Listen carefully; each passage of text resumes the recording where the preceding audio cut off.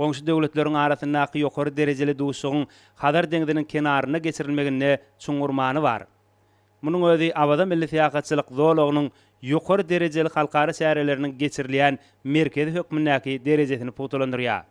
Bu ýerde hormat garawaly nizama düzüldi. Ýokary derejeli üç taraplaryň duşugy kabul edýän Kenarýaka şäheriniň halkara howa mendiline dostlukly ýurtlaryň döwlet baýdaklary alysmanyna patyrdyýar.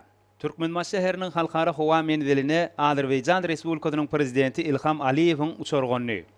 Bu ýerde belent mertebeli mehman türkmen halkynyň milli mehman söýürlük däpleri esasynda mähirli garşylandy. Biraz wagtdan Kenarýaka şäheriniň halkara howa mendiline Özbegistan Respublikasynyň prezidenti Şawkat Mirziýoýewiň uçurgany. Belent mertebeli mehman türkmen halkynyň milli mehman söýürlük däpleri esasynda mähirli garşylandy.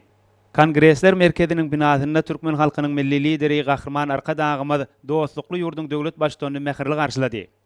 Gahrman Arkadagymyz sakylyk kabul edip ýurdumyza sapar bilen gelen üçin Ilham Aliýew we hormatly prezidentimiziň we tutuş türkmen halkynyň adyndan tüýsürekden minnetdarlyk bildirdi.